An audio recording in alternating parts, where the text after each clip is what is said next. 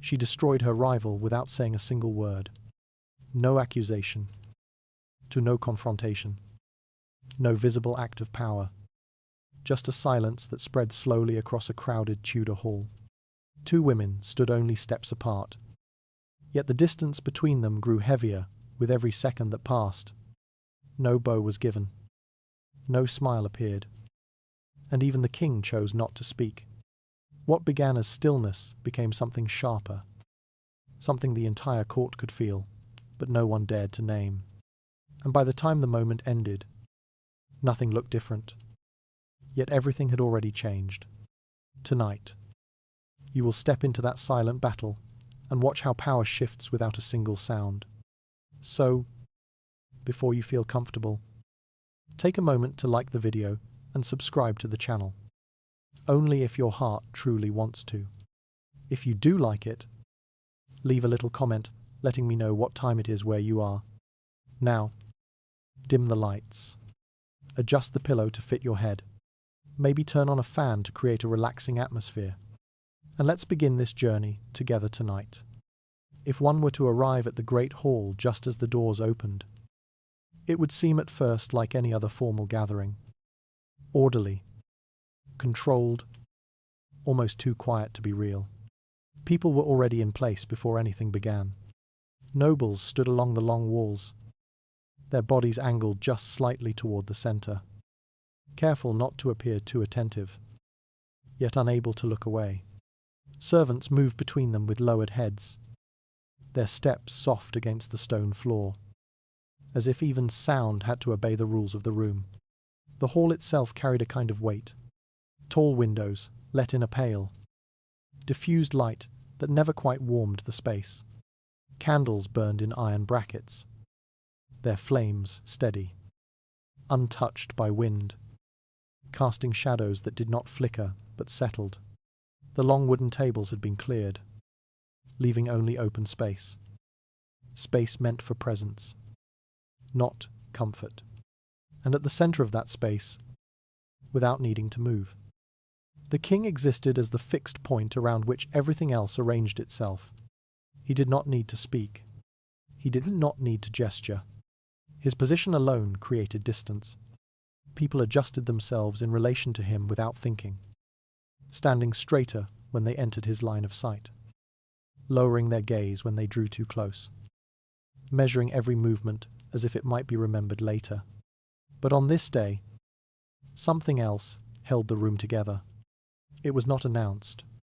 It did not enter with sound. It had already been there, long before the gathering began.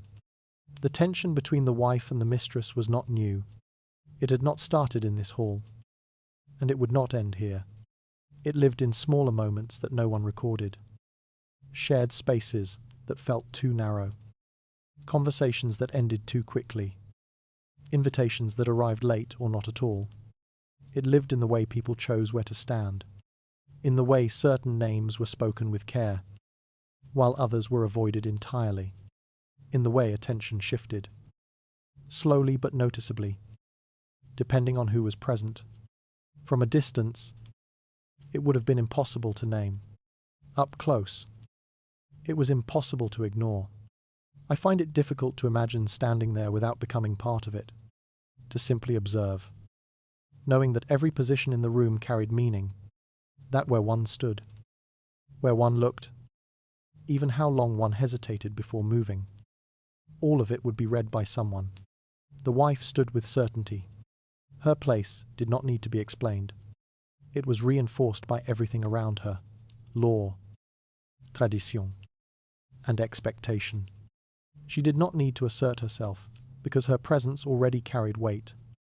Even her stillness felt structured, as if it belonged to something larger than herself. The mistress stood within something far less stable. Her presence depended on attention, and attention could shift without warning. She occupied the same space, wore the same richness, stood under the same light, but none of it guaranteed her position would remain unchanged. People understood this without speaking. They understood that when these two forms of power came into proximity, something unsettled would follow. No one announced their arrival to each other. No one created a scene. Yet the moment they existed within the same space, the room changed. A pause lingered where movement should have continued. A glance lasted a second too long. A breath was held, then released too carefully. It spread quietly, from one person to another, until the entire hall seemed to be waiting for something that no one could name. The king remained still. The courtiers remained composed. The structure of the gathering remained intact. And yet, beneath that structure, something had already begun. Not loudly, not visibly, but with a certainty that no one present could deny. It was the kind of beginning that did not need a signal, because everyone already knew it had started. The hall remained perfectly composed. Yet beneath that stillness, a quiet conflict had already taken hold, without a single word being spoken. As the weight of unspoken awareness settled over every gaze, even the smallest gesture began to carry meaning no one could safely ignore.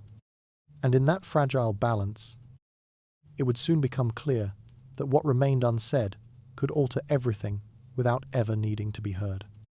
The rules of the court were not spoken aloud, yet they were present in everything. They existed in the way a woman entered a room, in how long her eyes remained lifted before lowering again, in the exact distance she kept from others without ever appearing to measure it. Nothing needed to be explained because everything had already been learned through watching, correcting, and remembering. For noble women, composure was not a choice. It was an expectation that followed them into every space. They were not simply seen, they were interpreted. Every movement carried meaning, whether intended or not. A hand placed too firmly on a table, a breath drawn too sharply, a glance held a moment longer than necessary. These things could be noticed, remembered, and quietly discussed later. So emotion was not removed. It was concealed. It existed beneath the surface, contained within a structure that allowed it to remain present without becoming visible. Anger did not disappear. It settled behind the eyes. Discomfort did not vanish. It slowed the body, tightened the posture, and altered the rhythm of breathing. Nothing was expressed directly. Everything was suggested. The clothing itself seemed to participate in this restraint. Heavy velvet gowns, layered with careful precision, did not move easily. The fabric absorbed motion, softened it, delayed it. A turn of the body became slower, more deliberate. A raised arm required intention. Even the simple act of shifting weight could not be done without awareness. Corsets held the torso in place, limiting not only posture, but impulse. They enforced stillness, shaping the body into something controlled before the mind could lose control. It is difficult to imagine how much of this control became natural over time. To wear such weight daily, to move within it, to breathe within it, until the restriction no longer felt external, but internal. Until the boundary between what one felt and what one showed became almost indistinguishable. Silence, within this world, was not absence. It was present, carefully maintained. When a woman chose not to speak, it did not suggest that she had nothing to say. It suggested that she had decided not to say it. That decision carried meaning, and that meaning could shift depending on who observed it. Silence could protect dignity. A silence could refuse acknowledgement. A silence could signal distance without declaring it. Nothing within it was empty. I find it unsettling how easily this might be mistaken for peace. To stand at the edge of such a gathering, one might believe that everything was calm. Voices remained low. Expressions remained composed. Movements remained careful. But beneath that calm, every person was aware of how they were being seen. Not openly, not in a way that could be named, but in a constant, quiet awareness that never left. It shaped posture, slowed reactions, and softened expressions before they fully formed. Because in that place, perception mattered more than truth. It was not enough to feel composed. One had to appear composed in a way that could withstand scrutiny. The wife understood this with a certainty that did not require effort. Her stillness felt structured, reinforced by expectation and position. She did not need to adjust herself constantly, because the structure around her held her in place. Even her silence seemed natural, as if it belonged there. The mistress understood it differently. For her, control required attention. It was something maintained moment by moment, adjusted carefully depending on who watched, who listened, who might remember. A single visible hesitation could alter how she was perceived, and perception, once altered, rarely returned to what it had been. So she remained composed, not because she felt secure, but because she understood what would happen if she did not. Around them, the court continued its quiet rhythm. Servants moved without interruption, careful not to draw attention. Nobles maintained conversations that hovered just above silence, never loud enough to disturb the balance of the room. No one addressed what lay beneath that balance, yet no one was unaware of it, because within such restraint, what remained unseen often carried more weight than anything revealed. And as that restraint held, unbroken, it began to change shape, not disappearing, not weakening, but becoming something else entirely. The court remained composed, yet every emotion within it was carefully contained beneath layers of control and expectation. As silence continued to replace expression, even restraint itself began to carry meaning beyond what could be openly acknowledged. And within that controlled stillness, it would soon become clear that hiding emotion was not always the same as holding power. Nothing announced the moment it began. The hall did not fall silent because it had never been loud. Voices remained low.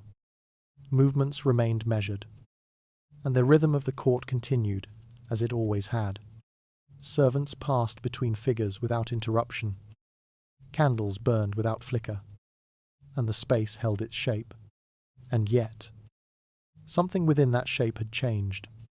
It could be felt in the way attention gathered, not openly, not in a single direction, but in fragments, glances that did not linger long enough to be noticed, yet returned again and again, the kind of looking that pretended not to look, but never truly stopped.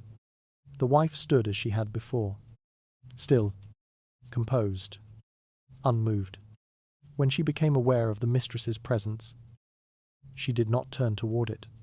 She did not adjust her posture, did not allow even the smallest shift to suggest recognition. Her gaze remained forward, as if nothing had entered the space that required her attention. It was not indifference. It was a decision. The absence of a bow was the first sign. It was subtle enough that no one could name it aloud. There had been no formal introduction in that moment, no clear expectation that demanded acknowledgement. And yet, within the court, such gestures did not require instruction. They were understood. They were anticipated. And when they did not occur, the absence itself became visible. I find it unsettling how something so small could be felt so clearly. To simply remain upright, to refuse the slight inclination of the head that would have resolved everything quietly, and to allow that refusal to exist without explanation.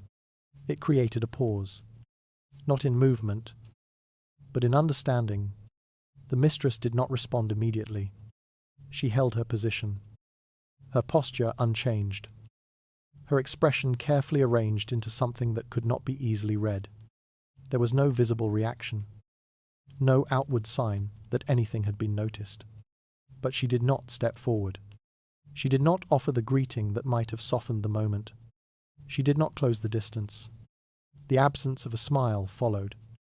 It was expected, almost automatic in such settings. A brief, controlled expression that acknowledged presence without revealing intention. A gesture so small it rarely carried meaning. But here, it did not appear. Neither woman allowed it. Their faces remained composed, their expressions held in place with precision. No warmth was offered, no recognition given. nothing that might suggest ease or familiarity. The space between them remained unchanged. And because it remained unchanged, it became heavier. Then came the final absence. No acknowledgement, no name spoken, no gesture, no glance, no indication that either existed within the awareness of the other. They occupied the same space, stood within the same light, were seen by the same eyes, yet behaved as though that shared reality did not exist. It was not invisibility. It was exclusion.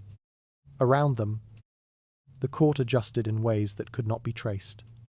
A conversation slowed, then resumed too carefully. A noble shifted his stance, not toward either woman, but slightly away, as if creating space for something unseen. A servant hesitated before passing between them, then chose a longer path instead. No one spoke of what was happening. No one needed to, because the absence of these small gestures had already created something larger. The rules of courtesy had not been broken. They had been withheld, and in that withholding, they revealed themselves as tools rather than obligations. Silence was no longer simply part of the setting. It had become deliberate. It defined the space, shaped behavior, and guided perception. The wife remained still, her refusal complete without needing to be repeated. The mistress remained present, her restraint just as deliberate, just as controlled. Neither advanced, neither retreated, and within that narrow distance, something settled into place. Not resolution, not understanding, but a recognition shared by everyone in the room, that this was no longer a moment of restraint. It was a choice being made. Slowly and without sound, the hall remained steady. Yet the absence of simple gestures had already begun to reshape the meaning of every movement, as neither woman chose to acknowledge the other. Silence itself hardened into something deliberate and impossible to overlook. Within that quiet refusal, it would soon become clear that what was not given could carry more power than anything openly offered. Nothing was said, and yet something passed between them that did not require words. It began with a glance, not sudden, not sharp, but deliberate in a way that made it impossible to dismiss. The kind of glance that did not search, did not hesitate, but arrived, already decided. It did not move quickly, nor did it retreat. It simply remained. The wife lifted her eyes, not high, not dramatically, just enough to meet the space where the mistress stood. It was a small movement, almost invisible to anyone not already watching. But in that hall, where attention had already gathered without permission, nothing went unnoticed. Her gaze did not waver. It did not flicker, did not soften, did not shift into something more polite or less defined. It held, steady and precise, as if it had been placed there intentionally and would not be removed until it had done what it was meant to do. It was not an accusation. There was no narrowing of the eyes, no tightening of the mouth, no visible sign of anger. Nothing in her expression could be named as confrontation, and yet it was impossible to mistake. I find it unsettling how something so restrained could feel so direct, to look without expression, without emphasis, and still create the sense that something had already been declared. The mistress did not look away. She received the gaze as one receives something expected but unwelcome. Her posture did not change. Her expression remained carefully arranged, but there was a stillness that settled more deeply into her presence. She held the look, not definitely, not submissively, but with a precision that mirrored the one directed at her. For a moment, the rest of the hall seemed to recede, not physically, not visibly, but in attention. Conversations continued. Movements persisted, but they no longer carried weight. What mattered existed within that narrow exchange. A silent, contained, yet impossible to ignore. There were no words to interrupt it, no gestures to soften it, only the space between two people who had chosen. At the same time, not to look away. Time did not stop, but it altered. A second became longer than it should have been. A breath stretched, held just slightly beyond comfort. The natural rhythm of the room slowed without anyone instructing it to do so. And still, neither gaze shifted. No explanation was offered. No acknowledgement was given beyond the act itself. Because an explanation would have reduced it, words would have defined it too clearly, limited it, perhaps even weakened it. Silence allowed it to remain larger than anything that could be spoken. Around them, the court understood, not through instruction, not through announcement, but through recognition, the kind of understanding that passes quickly and quietly, settling into place without needing to be confirmed. A nobleman near the far wall paused mid-conversation, though his voice did not fully stop. A servant, carrying a tray, adjusted his path by a fraction, as if avoiding a space that had suddenly become occupied by something unseen. Two women standing near the columns did not turn their heads, yet their attention shifted unmistakably. No one reacted openly. No one acknowledged what they had seen. But no one failed to understand it, because in that hall, where everything was measured and controlled, such a gaze did not exist without meaning. It was not a mistake. It was not a coincidence. It was a choice. And once made, it could not be undone. The wife lowered her eyes eventually. Not quickly, not abruptly, but with the same control with which she had raised them.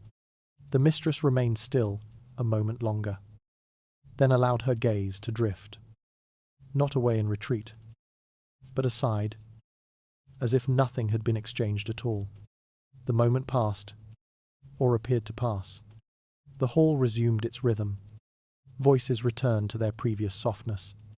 Movements continued along their intended paths. The structure of the gathering remained intact, unchanged in any way that could be formally described.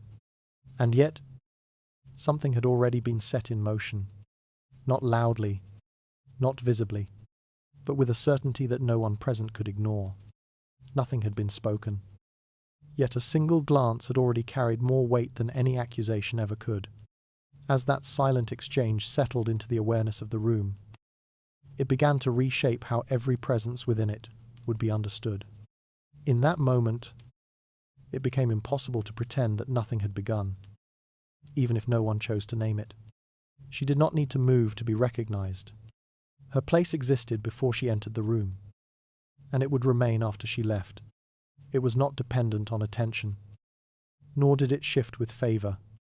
It was fixed, reinforced by structures that extended far beyond the walls of the court. The law held it in place. The church gave it meaning. Together, they formed something that did not require display. The wife stood within that certainty, not loudly, not in a way that demanded notice, but with a presence that did not need to be explained. Her position was understood by everyone present, not because it had to be asserted, but because it had already been established long before this moment. She did not need to be introduced. She did not need to be acknowledged. She was already known. I find it unsettling how quiet that kind of power can be.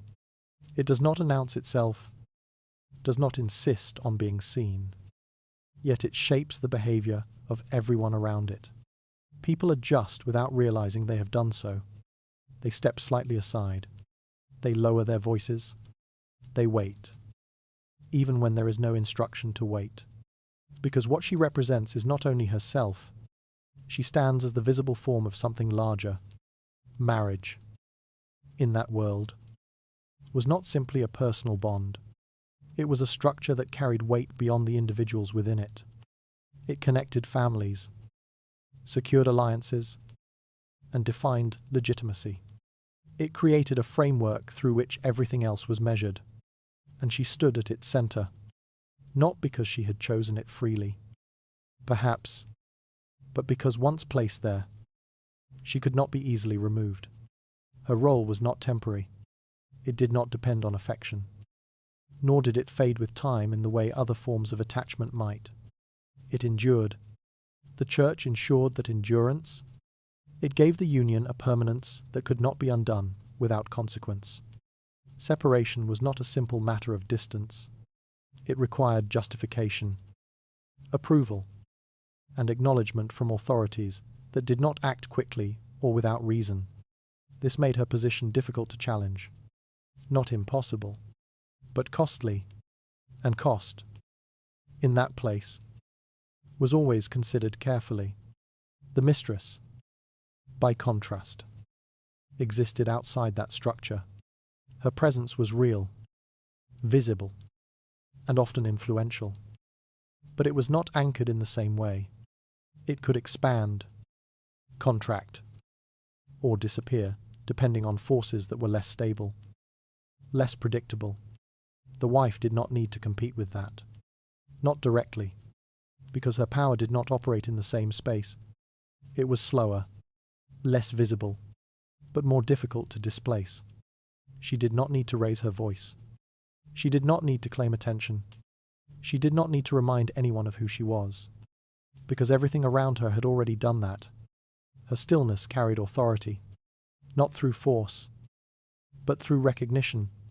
She could stand without speaking and still define the boundaries of the room.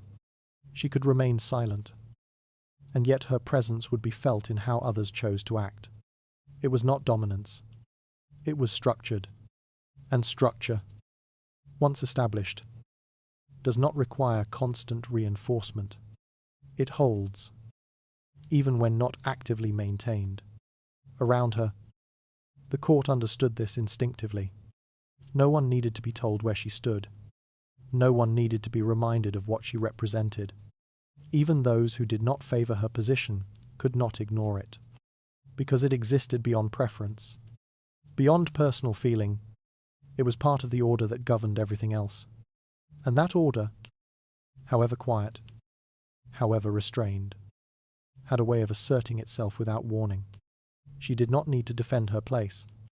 She only needed to remain within it. Her presence required no assertion, as the structures surrounding her had already secured her position beyond question. As the quiet authority of law and tradition continued to hold its shape, it began to influence how every movement in the room would be interpreted. At that point, it became clear that not all forms of power needed to be claimed to prevail. The mistress was seen, but never secured. Her presence in the hall did not go unnoticed. It could not. Attention followed her in ways that were difficult to measure. Quiet glances that returned more often than they should. Pauses in conversation that did not quite conceal curiosity. The subtle awareness that gathered around her without invitation. And yet, none of it guaranteed anything. What she held was not a position. It was a favor. And favor did not behave like a structure. It did not stay in place when left alone. It did not endure without attention.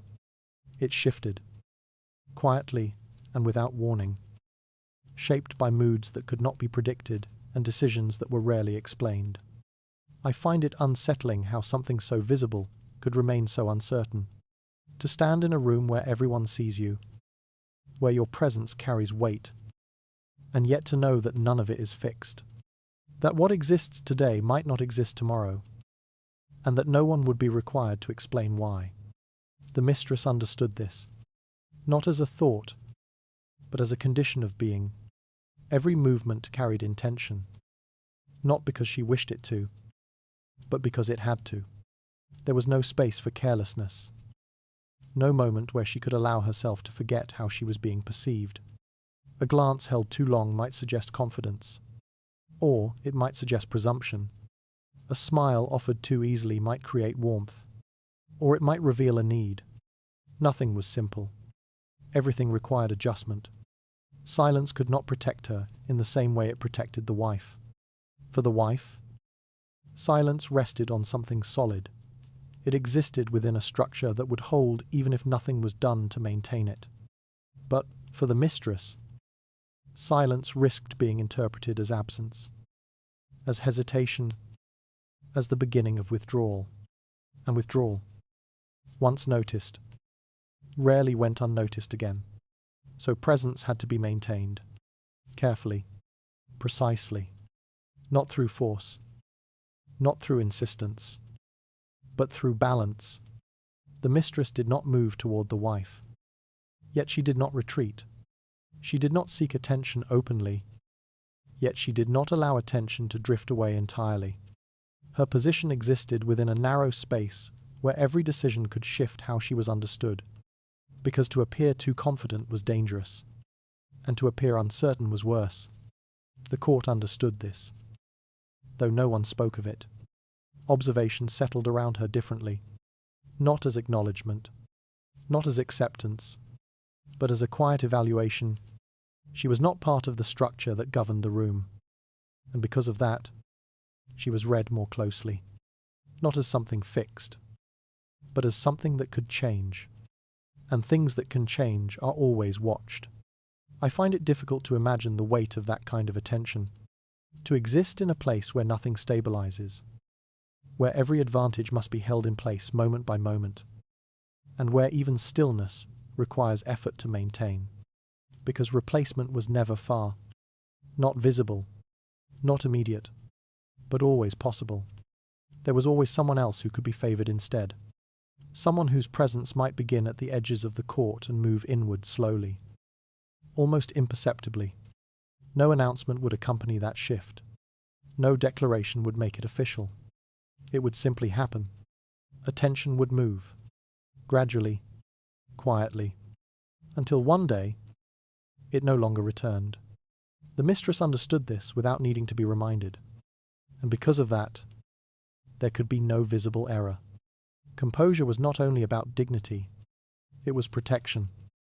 Every gesture had to be measured not only for what it expressed, but for what it might suggest to those who observed without appearing to observe. Reaction had to be anticipated before it formed. Adjustment had to occur before anything became visible. It was not enough to respond. Everything had to be prevented from becoming a mistake, and that required awareness that did not rest. Around her, the hall continued unchanged.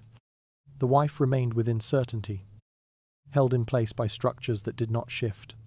The courtiers remained within expectation, guided by patterns that did not need to be questioned. But the mistress stood within something far less stable, a position that existed only as long as it was maintained. And in that position, even stillness was not natural.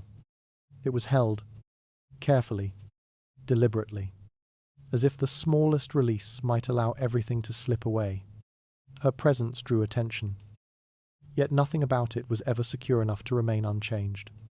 As the quiet instability of favor continued to shape how she was seen, every movement began to carry the weight of something that could be gained or quietly lost.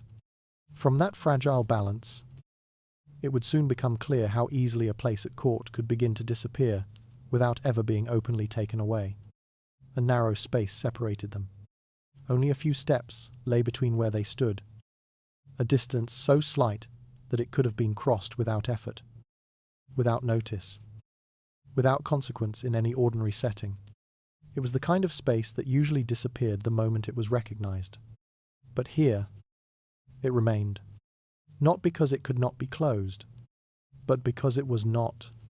That difference gave it weight. They stood within the same hall, beneath the same light, surrounded by the same quiet order that governed every movement.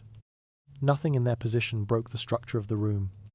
Nothing called attention to itself in a way that could be named. And yet, attention gathered, not directly, not openly, but steadily. The wife did not turn first. Her posture held as it had before, balanced, controlled. Without visible adjustment, her hands remained still, her gaze aligned with the space ahead of her, as if nothing required her to reconsider where she stood. There was no preparation in her stance, no sign that she intended to move. The mistress remained equally composed. Her position did not shift. Her expression did not alter. Her presence remained contained within the same careful boundaries she had maintained from the beginning. There was no hesitation, No visible calculation. No outward acknowledgement of the distance that had begun to define the space between them. And yet, neither moved. I find it difficult to imagine how something so small could become so difficult to cross. To stand within reach of another person and understand that stepping forward would not be interpreted as movement, but as a decision that could not be withdrawn. And decisions, once seen, rarely remained private. No greeting was offered. No inclination of the head, no gesture, however slight, appeared to soften what had formed. It was not forgotten, it was withheld. The absence of these small actions began to settle into the room, altering how everything else was perceived. What would normally pass without notice now holds meaning simply because it did not occur. Around them, the court continued. Voices remained low, shaped by habit and expectation. Servants moved carefully, adjusting their paths in ways that did not draw attention, yet avoided the narrow space that had taken on an unseen presence. Nobles shifted their posture, turned slightly away, or continued speaking with a precision that suggested awareness without acknowledgement. No one spoke of what was happening. No one needed to, because the distance itself had become visible, not as space, but as an intention. Time began to change, not in any measurable sense, but in the way it was experienced. A moment lingered longer than it should have. A breath extended just beyond comfort. Movement slowed, not enough to disrupt the rhythm of the hall, but enough to suggest that something within that rhythm had been altered. And still, silence remained, not because there were no words, but because words would have resolved something that neither side intended to resolve. To speak would have defined the moment. To define it would have limited it. And limitation, in that place, could weaken what had been created. So nothing was said. The wife held her ground without yielding. The mistress held hers without retreating. Neither advanced, neither stepped back. The distance remained exactly as it was, unchanged, unbroken, and because it remained, it became something more than distance. It became a boundary that neither chose to cross. I find it unsettling how quickly such a boundary can be understood without being declared, how a roomful of people can recognize a shift without a single instruction, how meaning can take form in silence and settle into place before anyone has time to question it. Because once it is recognized, it cannot be unseen. The moment passed, as all moments do, but it did not disappear. It remained, carried quietly within the awareness of those who had witnessed it, shaping what would follow in ways that could not yet be fully understood. The hall returned to its rhythm. Voices resumed their quiet flow. Movements continued as before. Nothing, in appearance, had changed. And yet, something had already begun to move beneath that surface. The space between them remained untouched, allowing silence to define what neither chose to express. As time stretched and no gesture came to alter the distance, the moment settled into something that could not be easily undone. At that point, it became clear that leaving a boundary unbroken could shape everything that followed more than crossing it ever could. No gesture came to complete what had been left unresolved. The moment remained suspended, held in place by the absence of something that should have occurred without thought. A bow, even a slight one, would have been enough. It would not have needed to be deep or prolonged. Just a brief acknowledgement, a movement so small it could have passed without notice. But it did not come, and because it did not come, everything else began to feel uncertain. Courtesy, in that hall, was not optional. It was expected in the same way breath was expected. Automatic, unnoticed, essential. It existed to maintain balance, to confirm positions, to ensure that every interaction followed a pattern that no one needed to question. A bow was not simply a sign of politeness. It was recognition. It placed one person in relation to another without requiring words. It confirmed distance, acknowledged hierarchy, and allowed the structure of the court to remain intact without interruption. I find it unsettling how something so simple could hold so much meaning. To lower one's head slightly, to allow the body to express what the voice did not need to say, and to understand that without it, something would remain incomplete. The wife did not bow. Her posture remained unchanged, her head held at the same level, her gaze steady, neither lowered nor withdrawn. There was no hesitation, no indication that she had considered the gesture and rejected it. It simply did not exist. The mistress did not bow. She held her position with equal control, her posture carefully maintained, her expression unchanged. There was no movement to compensate, no attempt to restore what had been left undone. She did not correct the absence. She allowed it. Between them, the expected exchange did not occur, and because it did not occur, it became visible, not as an action, but as an omission. Around them, the court adjusted, subtly, almost invisibly. A noble, near the far side of the hall, lowered his head slightly to someone else, perhaps more deliberately than necessary, as if reaffirming something that had begun to feel uncertain. A servant paused before passing, choosing a path that kept distance from the space where the gesture had failed to appear. Two women standing near a column exchanged a glance, not long enough to be noticed, yet long enough to acknowledge what they had both understood. No one spoke. No one reacted openly. But no one ignored it, because the absence of that single movement had unsettled something larger. Hierarchy, in that place, was rarely questioned directly. It did not need to be. It was reinforced through repetition, through expectation, through the quiet consistency of gestures that confirmed what everyone already believed to be true. But when those gestures failed to appear, even briefly, even once, it created a moment where the structure could no longer rely on itself. It had to be observed. It had to be interpreted. And interpretation allowed uncertainty to enter. Time did not stop, but it slowed. The space between movements stretched, filled not with sound, but with awareness.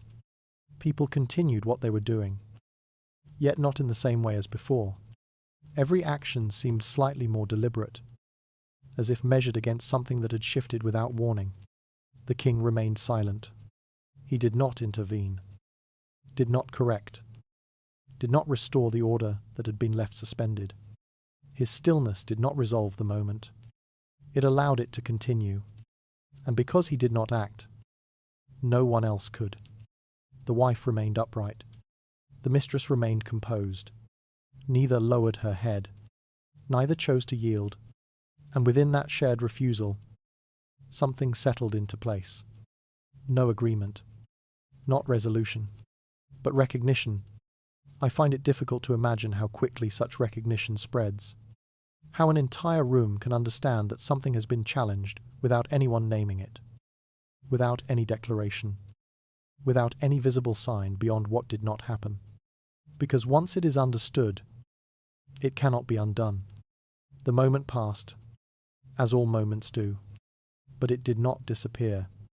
It remained, carried quietly by those who had witnessed it, shaping how each person would remember what had taken place. Not as an event, but as a shift, something small, something precise, something that did not need to be spoken to be known. The expected gesture never came, leaving courtesy suspended and the structure of the room momentarily unsettled. As no one stepped forward to restore what had been left undone, the balance of hierarchy began to feel less certain than before. From that quiet refusal, it became clear that denying a single gesture could alter far more than the moment in which it occurred. Silence, in that moment, was no longer a restraint. It had become refusal, not loud, not visible in any way that could be named, but present in the absence of things that should have been there. Small things, ordinary things, The kind of gestures that usually passed unnoticed because they occurred without effort. A name, spoken in passing. A glance, brief but enough to acknowledge presence. A shared space, occupied without hesitation. None of these appeared, and because they did not appear, they began to define the moment. The wife did not speak the mistress's name. There was no need for conversation, no reason that required it. And yet the absence carried weight. In a place where names were often used carefully, repeated, softened, or emphasized, depending on who listened.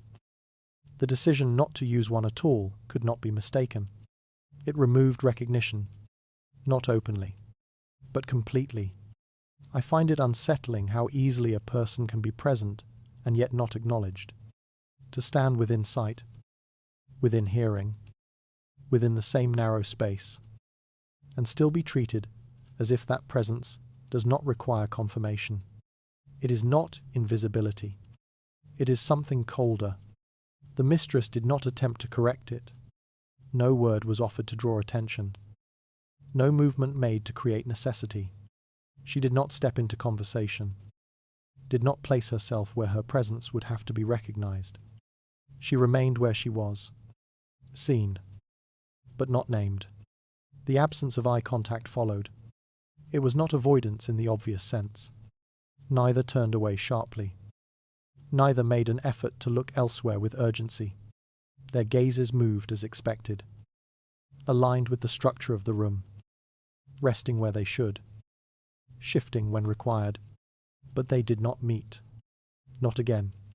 The earlier glance had passed, and with it, any obligation to repeat it. What remained was something more deliberate. The decision not to look, not to confirm, not to reopen what had already been established. Their awareness of each other did not disappear. It was contained, carefully, as if even the smallest acknowledgement might give something back that had already been taken away. Around them, the court adjusted once more. Subtly, a group of nobles shifted position, creating a slightly wider space between the two women, though no one could have said why. A servant moved along the edge of the hall instead of passing between them, as if avoiding a boundary that had not been marked but was clearly understood. A conversation nearby lowered in tone. Not enough to be noticed, but enough to allow listening without appearing to listen. No one spoke of what was happening. No one needed to, because the silence had begun to shape the room in ways that words could not. Even space itself was affected. They did not share it. Not truly.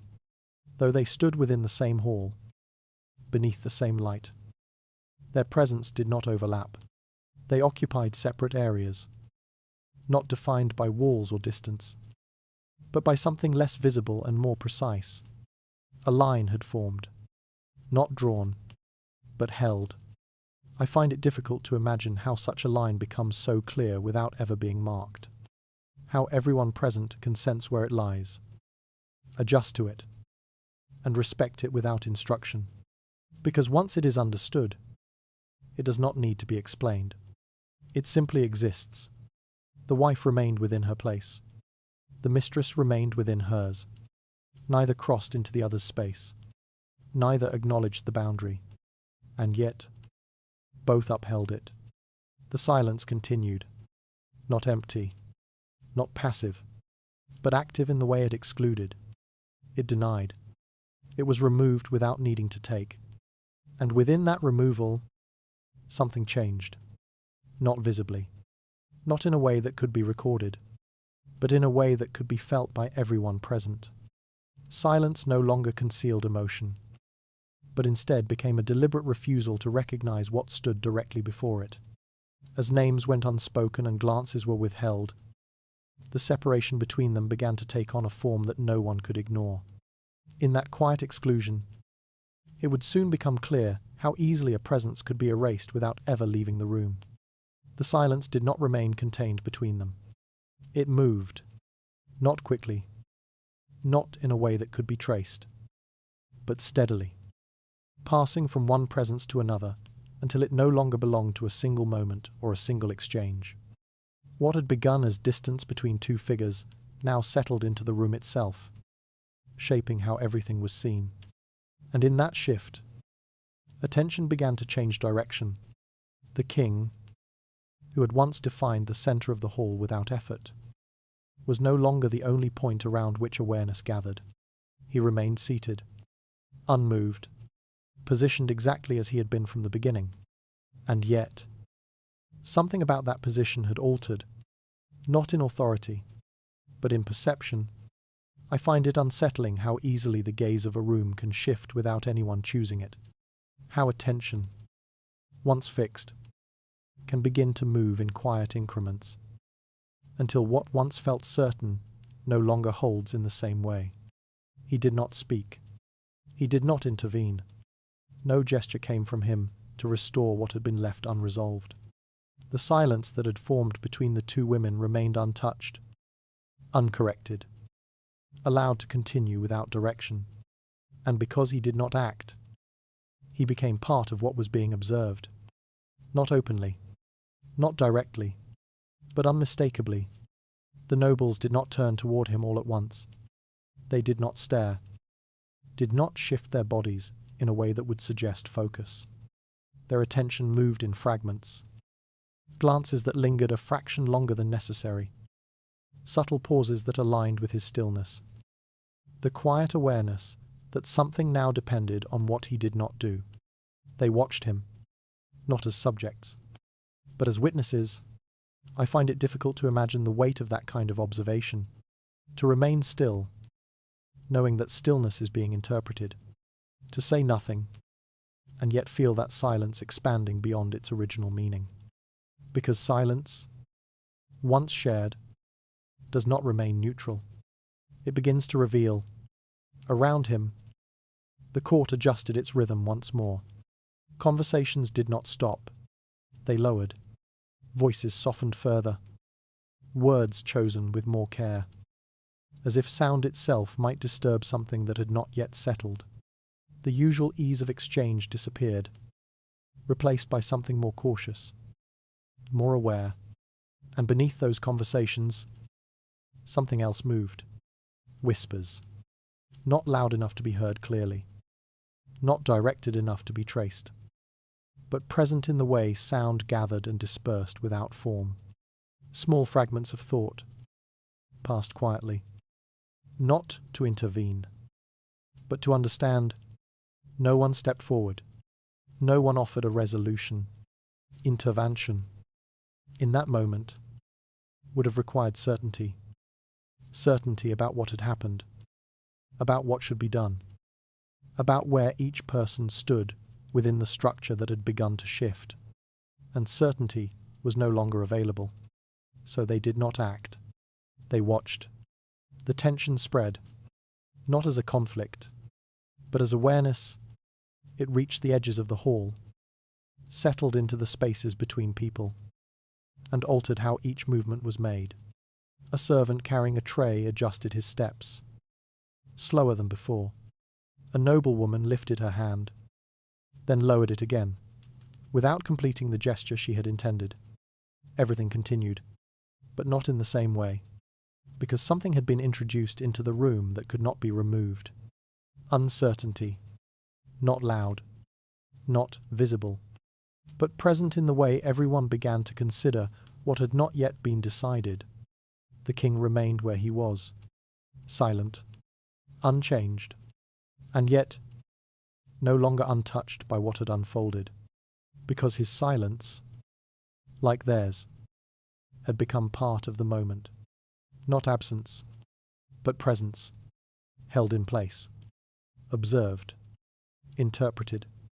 I find it unsettling how quickly such moments extend beyond their origin, how something that begins between two people can expand until it includes everyone, until no one remains entirely separate from it. Because once it spreads, it does not return to where it started. It settles, and in settling, it changes everything around it. The hall did not break. It did not lose its order. But beneath that order, Something had begun to shift in ways that would not easily return to what they had been before.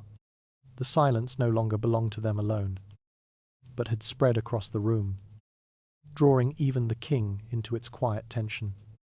As whispers formed without becoming words, and no one chose to intervene, the weight of uncertainty began to settle into every corner of the hall. Under that quiet awareness, it became clear that being watched without action could reveal far more than any decision ever spoken aloud. Composure did not come naturally. It was built, layer by layer, gesture by gesture, until it became something that could hold even when everything beneath it began to shift. In that hall, where nothing was ever truly private, control was not simply a matter of dignity, it was protection. The wife held her expression steady, not fixed in a way that appeared rigid, but settled into a calm that did not invite interpretation. Her face did not reveal what she felt, and more importantly, it did not suggest that anything required revealing. There was no tension visible in her mouth, no tightening at the edges of her eyes, no shift that might suggest discomfort. It was not emptiness, it was containment. I find it unsettling how controlled stillness can appear so effortless. To look at someone and see nothing out of place, nothing that demands attention, and yet to sense that what is being held beneath that surface is deliberate. Nothing escaped, not because there was nothing to escape, but because it had been trained not to. The mistress maintained something different. Her expression carried a form of confidence that did not rest on certainty, but on presentation. It was carefully arranged, held in place with the same precision as her posture, shaped to suggest ease where none could be guaranteed. Her eyes did not lower. Her mouth did not tighten. There was no visible hesitation. And yet, it was not the same stillness. It required effort, constant, unbroken attention to how she appeared, to how each detail might be read by those who watched without seeming to watch. The confidence she displayed was not inherited. It was constructed, and construction must be maintained, because once it begins to slip, it does not stop. Around them, the court observed, not openly, not in a way that could be named, but continuously, every expression became a form of language. A slight lift of the brow might suggest recognition. A pause in movement might indicate uncertainty. Even the absence of change could be interpreted as an intention. Nothing was neutral. Everything was read. I find it difficult to imagine existing under such observation, to know that every part of the face, every shift of the body, every moment of stillness would be examined, not directly, not openly, but with a quiet precision that missed nothing. Because in that place, understanding did not require words. It required attention, and attention was always present. The wife did not allow her composure to break. Not for a moment, not even in the smallest way. Her control did not adjust in response to what was happening around her. It remained constant, unaffected, as if nothing within the room had altered her position. That constancy carried meaning. It suggested certainty. It suggested that whatever tension existed did not have the power to reach her. The mistress could not afford that same constancy. Her composure had to adapt, subtly, continuously, adjusting to the weight of attention that settled upon her. She held her expression in place.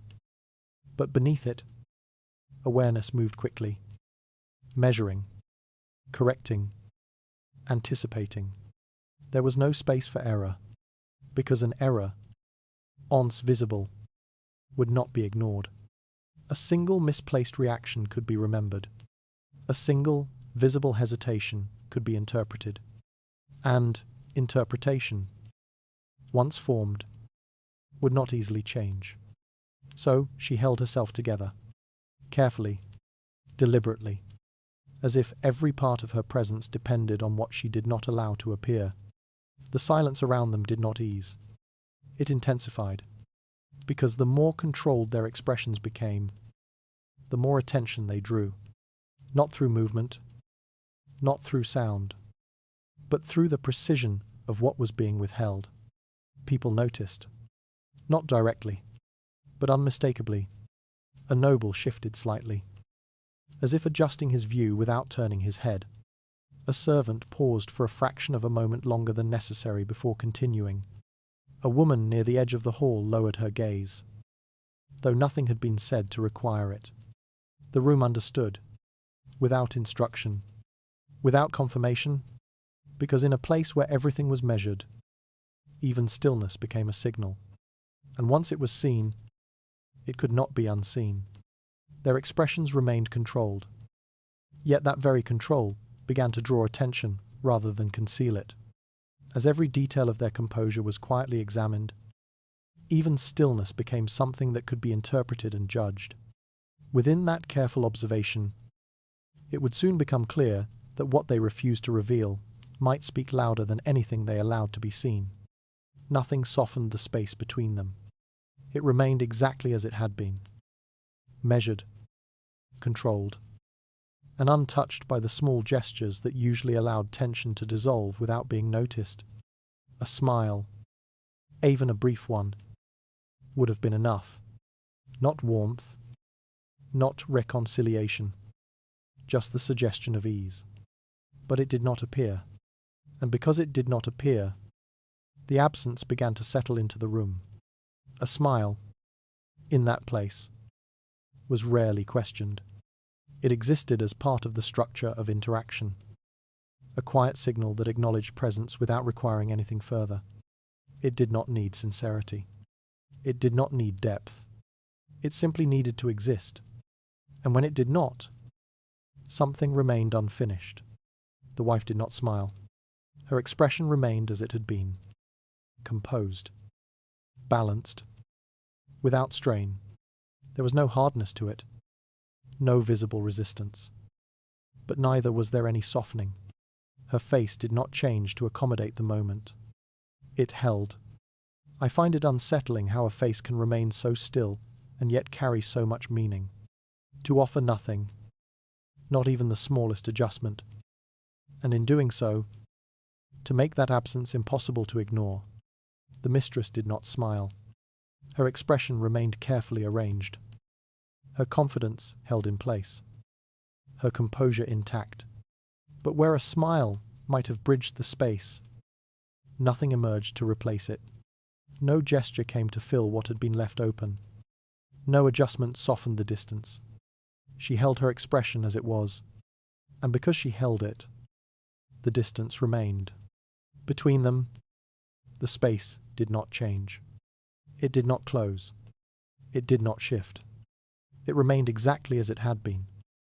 But it no longer felt neutral. It had become something else. Something colder. I find it difficult to imagine how quickly such coldness forms. Not through action. Not through words. But through what is withheld.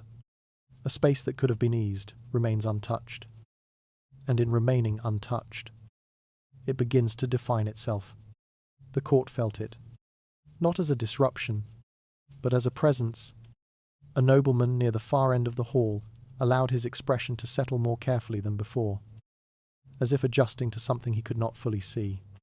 A servant passing between columns slowed slightly, his steps quieter, as though sound itself might intrude upon something fragile.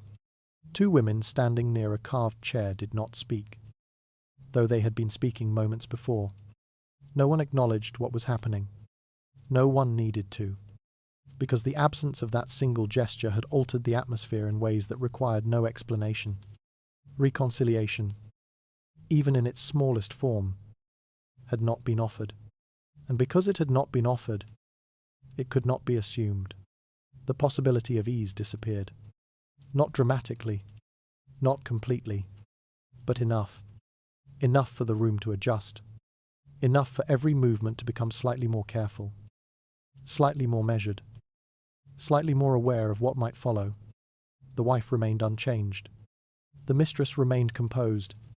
Neither allowed their expression to shift. Neither offered anything that might reduce what had formed. And so, The distance held, not as space, but as something that could not be crossed without consequence. I find it unsettling how such moments linger, how something so small, a smile not given, can remain long after it has passed, shaping how everything else is remembered, because what is withheld does not disappear. It stays, quietly, persistently, until it becomes part of what defines the moment itself. The hall did not break, it did not fall into disorder, but beneath its structure, something had settled that would not easily be undone. No smile appeared, leaving the space between them untouched and colder than before.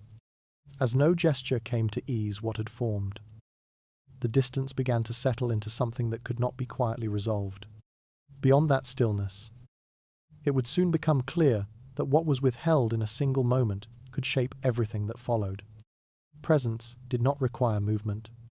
It held its ground without needing to advance, without needing to claim anything beyond what was already understood. In that hall, where every gesture had been measured, and every silence had taken on weight, standing still became something more than restraint. It became a position. The wife did not shift. Her posture remained upright, unchanged by the tension that had settled into the room. She did not turn away, did not adjust her stance to reduce the distance, did not offer even the smallest movement that might suggest hesitation. She stood as she had before. But now, that stillness carried something else. I find it unsettling how a body can remain exactly where it is, and yet begin to define the space around it. To do nothing, and in doing nothing, to refuse to yield even a fraction of ground. Her presence did not press forward, but it did not retreat. And because it did neither, it held. The mistress did not move either. She remained where she had been, her posture carefully maintained, her composure intact. There was no sign of withdrawal, no subtle shift that might suggest she intended to step back, to allow the moment to pass without leaving a trace. She stayed, not by accident, not by hesitation, but by choice. Her position, like the wife's, became fixed, not by force, but by refusal to change.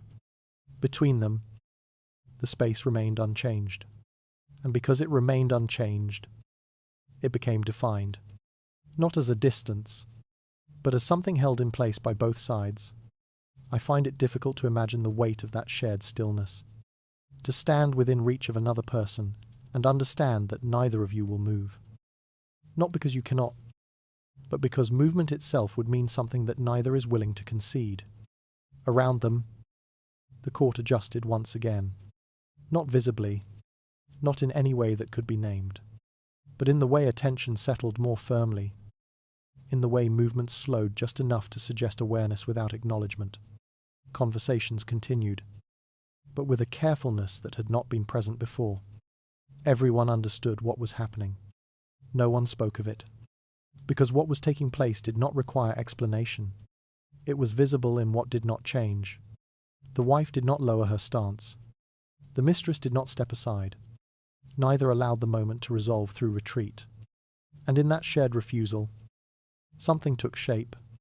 Not conflict in the way it is usually understood, but something quieter, something more controlled, a form of opposition that did not require movement to exist. I find it unsettling how such opposition can remain entirely still, how two people can stand in the same space, under the same light, and yet create something that holds the room without a single step being taken. Because once that stillness is recognized, it cannot be ignored. The king remained where he was. The courtiers remained within their places. The structure of the hall did not break, but beneath that structure, something had settled that would not easily be undone. Neither woman retreated. Neither allowed the space between them to shift. And because of that, the moment did not pass. It remained, held in place by two presences that refused to move. Neither of them moved, allowing presence itself to define the space instead of action. as no one chose to retreat or reduce the distance. The stillness began to take on the weight of something firmly held in place. Beyond that shared refusal, it would soon become clear that standing still could carry more force than any step taken. The room did not speak, but it watched, not in a single direction, not in a way that could be easily noticed, but in fragments. Scattered glances, brief pauses, the quiet alignment of attention that formed without instruction. Each person remained within their place, their posture controlled, their movements measured, and yet awareness gathered with a clarity that did not require confirmation. Everyone had seen enough. Not everything, not completely, but enough. I find it unsettling how little is needed for understanding to begin. A moment held slightly too long. A gesture not given. A silence that remains where something should have been said. These things do not explain themselves, and yet they are understood. Because in that place, people did not wait to be told. They observed. The nobles did not stare. They did not turn openly toward the two women. Did not allow their attention to settle in a way that could be named. But their awareness moved carefully, returning again and again, never long enough to be caught, yet never fully leaving. A man near the far wall adjusted his stance, his eyes lowering briefly before lifting again, not toward the center, but just close enough to it. A woman standing beside a column paused in the act of folding her hands, holding the movement incomplete for a fraction longer than necessary.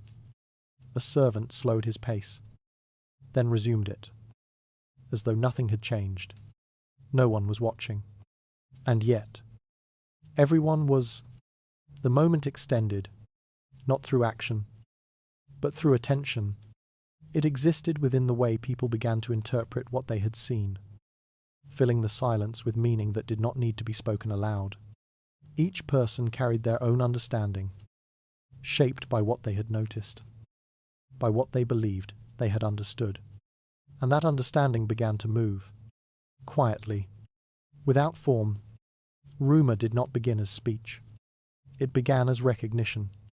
I find it difficult to imagine how quickly such recognition becomes something shared. How a glance, once seen by one, is confirmed by another, not through conversation, but through the smallest signs, an exchanged look, a pause that mirrors another pause, a shift in posture that reflects a shared awareness. Words would come later, if they came at all, but the structure of the rumor had already formed. It did not require detail. It did not require accuracy. It required only enough to suggest that something had happened, enough to allow others to fill in what had not been seen. Around the hall, this quiet process unfolded, not loudly, not openly, but steadily. A pair of nobles stood slightly closer together than before, their proximity suggesting conversation even when none could be heard. A servant passing behind them tilted his head just enough to listen, then moved on without altering his pace. A woman at the edge of the room lowered her gaze, though nothing had been said to require it. No one spoke directly of what had taken place. No one needed to, because the moment itself had already provided what was necessary. Understanding spread not through explanation, but through observation. And observation, once shared, does not remain contained. It expands. It settles into memory. It reshapes how each person will recall what they have seen, not as a clear sequence of events, but as something understood without needing to be fully known. I find it unsettling how little certainty is required for something to become accepted. How can a room full of people arrive at the same conclusion without agreement, without discussion, without any visible exchange of information? Because once that conclusion forms, it carries weight. Even if it is incomplete, even if it is not entirely true. The wife remained in her place. The mistress remained within hers. Neither acknowledged what had passed. neither altered their position in response to the attention that had gathered around them. And yet, that attention continued, not pressing forward, not demanding, but present in a way that could not be removed. The court did not intervene. It did not resolve. It did not correct. It observed. And in observing, it became part of what had happened. Because witnessing, even in silence, changes what is seen. It gives it shape. It allows it to persist. The moment did not end when time moved forward. It continued, carried quietly by those who had been present, reshaped by their understanding, reinforced by their memory. No one needed to hear what had not been said. No one needed to be told what had occurred, because they had seen enough, and what they had seen would remain. The room remained silent. Yet every eye had already gathered enough to form its own understanding of what had occurred. As awareness passed quietly between those who watched without speaking, the moment began to extend beyond itself into something shared. From that silent witnessing, it would soon become clear that once a moment is seen, it no longer belongs only to those within it. The silence did not leave him untouched. It reached him slowly, not as sound, but as expectation. What had begun between two figures now settled around the place where he sat, shaping the space without requiring movement. The hall did not turn toward him. Not openly. Not all at once. But it did not turn away either. He remained where he had always been. Elevated. Still. Positioned in a way that suggested distance from what unfolded below. And yet, that distance no longer felt complete. I find it unsettling how easily authority can be drawn into something without being addressed directly. To sit apart, to remain above, and still feel the moment closing in. Not through action, but through the absence of it. He did not speak. He did not shift. No command came from him to restore what had been left suspended. The silence continued. And in continuing, it began to settle more firmly around him than anywhere else. Because now, it was no longer only about them. It had become about him. Not in accusation, not in confrontation, but in expectation. The court did not ask. It watched, not with insistence, not with urgency, but with a quiet attention that did not leave. Each noble remained in place. Each servant continued their task. Each voice stayed low enough to avoid disruption. And yet, something in their awareness aligned. Toward him, not all at once, but enough. A glance that passed near his position before returning elsewhere. A pause in movement that coincided with his stillness. A conversation that softened further when it approached the edge of where he sat. These were not acts of pressure, but they created it. I find it difficult to imagine how such pressure forms without force. How a room can remain orderly, controlled, unchanged in appearance, and still require something from a single person without ever asking for it. Because silence does not remain empty. It fills. With meaning, with interpretation, with the quiet assumption that something must eventually be done. He knew this, not because anyone told him, but because the absence around him had begun to take shape. He could not remain separate from it. Not anymore. A decision, once required, does not announce itself clearly. It emerges, gradually, until it is no longer possible to ignore. To speak would have been one form of response. To gesture, another. Even the smallest acknowledgement, an adjustment in posture, a shift of attention, a movement that suggested recognition, would have been enough to alter what had formed. But he did not act. And because he did not act, that too became visible. I find it unsettling how inaction can become a form of expression. Choosing not to intervene does not preserve neutrality, but instead creates a position of its own. The court understood this. Not directly, not through agreement, but through recognition. They did not need to discuss what his silence meant. They only needed to see that it remained. And in the remaining, it began to define him. The wife stood with certainty. The mistress stood within fragility. But he, in that moment, stood within something else. Expectation without declaration. A position that required a response without demanding it aloud. Because whatever he chose, if he chose, would be seen. Not through an announcement, but through effect.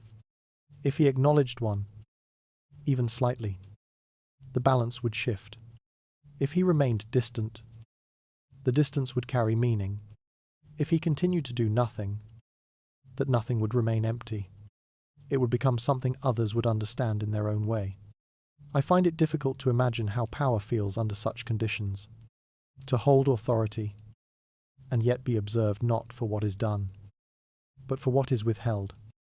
To know that even stillness is being read, measured, interpreted, because power, in that moment, was not in command. It was in perception, and perception had already begun to move. The hall did not break. It did not lose its order. But beneath that order, something had shifted, quietly, irreversibly. The king remained still. The silence remained. And in that shared stillness, something settled into place. Not a decision, not yet, but the certainty that whatever came next would no longer belong only to him. The silence gathered around him, turning expectation into something that could no longer be avoided. As no response came, and every gaze continued to return without appearing to do so, his stillness began to take on meaning of its own. Within that quiet pressure, it would soon become clear that choosing nothing could shape the outcome just as powerfully as choosing anything at all. No word came from him, not a single one. The hall had already adjusted to silence, had already learned to exist within it, to interpret it, to shape itself around what was not said. But this was different. This silence did not belong to distance, or restraint, or uncertainty. It belonged to him, and because it belonged to him, it carried something heavier. He remained seated, unchanged in posture, unchanged in expression, as if nothing required his attention beyond what had already been given. There was no visible sign that the moment demanded a response, no shift in his gaze, no adjustment in his hands, no movement that might suggest he had considered intervening. There was no hesitation. It was an absence. I find it unsettling how absence, when it comes from a position of authority, does not remain empty. It fills with meaning, shaped by those who observe it, carried outward by those who wait for something that does not arrive. He did not defend. Not the wife, not the mistress. No gesture was offered to favour one over the other. No word spoken to correct what had been left unresolved. The silence that had formed earlier remained untouched, allowed to deepen, to settle more firmly into the structure of the room. And in that deepening, something shifted, because silence, when shared, can still be uncertain, but silence, when held by one who is expected to speak, becomes something else entirely. It becomes a decision, not spoken, not declared, but understood. Around him, the court adjusted once more, not through movement, but through recognition. A noble lowered his gaze slightly, though no instruction had been given. A servant paused at the edge of the hall, holding position longer than necessary before continuing. A quiet exchange between two figures ceased without conclusion, as if the need to speak had been replaced by the need to listen. No one asked what his silence meant. No one needed to, because its meaning had already begun to form. I find it difficult to imagine how quickly such meaning settles, how a room full of people can interpret what has not been explained, how absence becomes clarity simply because it is allowed to remain. He had chosen nothing, and in choosing nothing, he had chosen something. Not to defend was to allow distance. Not to correct was to permit imbalance. Not to acknowledge was to confirm what had already begun to take shape. The wife remained where she stood, unmoved, unchallenged. Her position did not change, but it did not need to. The silence that surrounded her did not diminish her place. If anything, it allowed it to remain intact without effort. The mistress remained as well, composed, controlled. But now, her position existed within something altered, not visibly, not in a way that could be pointed to, but in the way attention settled differently around her, in the way absence began to carry weight that could not be dismissed. No accusation had been made, no blame assigned. And yet, something had been decided. I find it unsettling how judgment can exist without declaration, how a moment can pass without conflict, without voice, without action, and still leave behind a result that no one questions. Because judgment, in that place, did not always require words. It required recognition, and recognition had already taken place. The king remained silent. The hall remained ordered. Nothing broke. Nothing escalated. Nothing demanded resolution. And yet, everything had changed. The silence did not end the moment. It completed it, not with clarity, but with certainty. No word came from him. Yet that absence settled over the room with a weight that could not be ignored. As no defense was offered and no correction made, his silence began to take on the shape of something already decided. In that quiet certainty, it became clear that judgment did not always need to be spoken to be understood. Nothing was presented. No accusation was spoken. No charge was declared. No evidence brought forward to be examined or denied. The hall remained as it had been, ordered, composed, untouched by anything that could be formally named as conflict. And yet, something had already begun to unravel. It did not appear as a confrontation. It appeared as an absence. I find it unsettling how easily something can be taken away without being removed. How can a person remain in place, unchanged in posture, unchanged in expression, and yet begin to lose something that cannot be seen? Reputation does not disappear suddenly. It shifts, quietly. The mistress remained where she stood. Her composure did not break. Her expression did not falter. Her presence remained intact in every visible way. Nothing about her could be pointed to as a weakness. Nothing in her behavior could be named as a fault. And yet, something had altered, not in her, but around her. The attention that once settled easily now hesitated, not withdrawn, not openly, but changed. A glance that might have lingered now passed more quickly. A conversation that might have included her now curved slightly away. A presence that once invited acknowledgement now required consideration. I find it difficult to imagine how such shifts begin. No moment marks them. No signal that announces their arrival. They form in small adjustments, in decisions so minor they do not appear to be decisions at all. And yet, they accumulate. The wife did not act. She did not accuse, did not confront, did not attempt to expose what could not be proven. Her stillness remained unchanged, her composure intact, her position unaltered. But that stillness did not remain empty. It shaped what followed, because in the absence of an accusation, there was no defense, and in the absence of defense, there was no resolution. What remained was uncertainty, not loud, not visible, but present in the way others began to interpret what they had witnessed.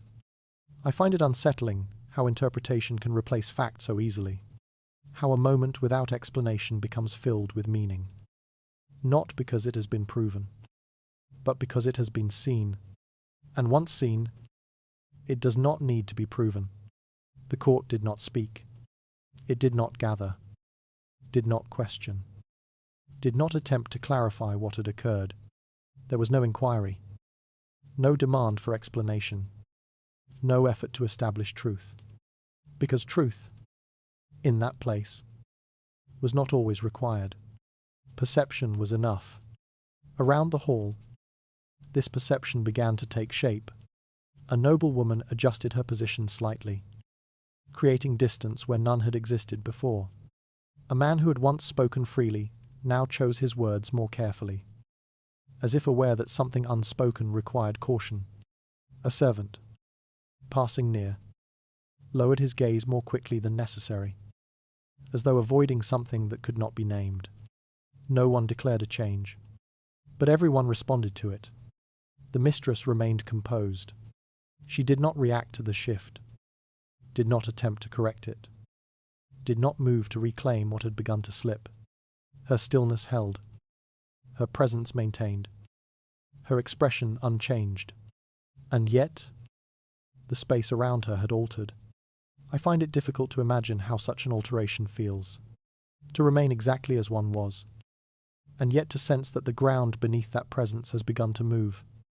Not visibly, not violently, but enough to be felt. Because reputation is not held by the self, it is held by others. And once it begins to change, it does not require evidence to continue. The king did not speak. His silence remained, unbroken, unaltered, allowing the moment to settle into something that required no confirmation. Without his voice, there was no correction, no direction, no return to certainty, only continuation. The hall remained ordered. The structure did not break, but beneath that structure, something had shifted in a way that could not be restored through words, because no words had been used to create it. I find it unsettling how conflict can exist without sound, how a struggle can unfold without accusation, without resistance, without anything that resembles what is usually recognized as confrontation. And yet, the result remains. The mistress still stood. The wife remained. Nothing had changed. And everything had. No accusation was made. Yet something had already begun to shift in how she was seen. As perception replaced proof, and no one moved to question what had formed, her position began to change without a single word being spoken. Under that silent unraveling, it would soon become clear how easily reputation could be altered without ever being openly challenged. The moment did not end when the hall returned to its rhythm. It continued, not in the same form, not in the same place, but carried quietly by those who had been present. What had been seen did not remain confined to that space. It moved, slowly and without direction, settling into memory, reshaped by interpretation, repeated without being spoken directly. Nothing was announced. Nothing was confirmed. And yet, something had already begun to change. I find it unsettling how a single moment can extend beyond itself. How something that seemed contained, controlled, almost invisible, can begin to alter what follows without ever declaring that it has done so. The court did not gather to discuss it. There was no formal acknowledgement, no attempt to define what had taken place. No one spoke of the distance, the silence, the absence that had held the room, but it remained, not as fact, but as understanding. Relationships began to shift, not suddenly, not in ways that could be easily traced, but in small adjustments that accumulated over time. A conversation that once included her now paused before reaching her. An invitation that might have been extended now lingered, then failed to arrive. A presence that had once been welcomed now required consideration. I find it difficult to imagine how such changes begin. There is no clear moment, no visible break, only a gradual movement away from what once existed. It does not feel like a loss at first, only difference. The mistress remained within the court. Her position did not disappear. Her presence did not vanish. She continued to move through the same halls, to stand within the same spaces, to be seen by the same eyes. And yet, something beneath that presence had altered. Support does not leave all at once. It withdraws. Quietly, without announcement. A noble who once aligned himself closely now maintained a slight distance. A woman who once spoke freely now chose her words with more care, allowing space where there had once been ease. A servant, passing by, no longer paused in the same way. These were not acts of rejection. They were adjustments. And adjustments, repeated, become changed. The wife did not act to enforce this. She did not need to. Her position remained steady, unchanged by what had occurred, supported by structures that did not require reinforcement. She did not claim advantage, did not press forward, did not seek to confirm what had begun to shift. And yet, the shift aligned with her, not because she directed it, but because it moved toward what was already secure. I find it unsettling how stability draws alignment without effort, how people begin to move toward what appears certain, not out of loyalty, but out of recognition that uncertainty carries risk. And risk, in that place, is rarely embraced. Alliances began to change, not through declaration, not through agreement, but through distance. A conversation held at one end of the hall no longer included the same voices. A quiet exchange between two figures carried a different tone than before. A glance, once shared, now passed without acknowledgement. These were not visible breaks. There were shifts in direction, and direction, once altered, rarely returns to its original path. The king did not intervene. His silence remained part of what had shaped the moment, and now it continued to shape what followed. Without correction, without clarification, without any effort to restore what had been unsettled. The change was allowed to continue, and because it was allowed, it became established. I find it difficult to imagine how something so quiet becomes so permanent, how a moment that passed without conflict, without words, without resolution, can begin to define what comes after in ways that cannot easily be reversed. Because nothing had been proven, nothing had been declared, and yet something had been accepted. The court did not need certainty. It needed direction, and direction had already begun to form.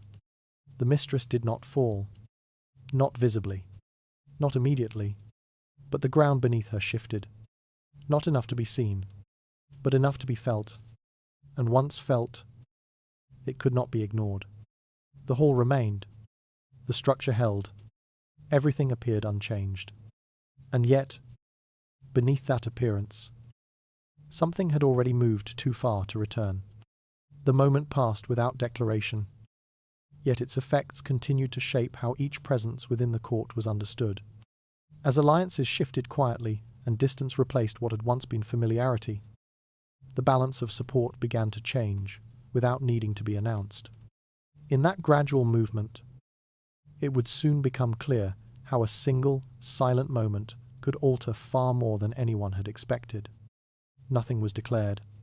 No statement marked the end of what had begun. No words were offered to define the moment as final. No gesture confirmed that something had been closed. The hall remained as it had always been, ordered, controlled, untouched by anything that could be named as conclusion. And yet, something had ended. Not visibly, not in a way that could be pointed to, but in a way that could be felt by everyone who had remained long enough to understand. I find it unsettling how endings can arrive without announcement, how something can reach its final shape without ever being acknowledged as such, and still leave no doubt that what once existed will not return. The silence remained, but it had changed. It was no longer the silence of restraint, or distance, or uncertainty.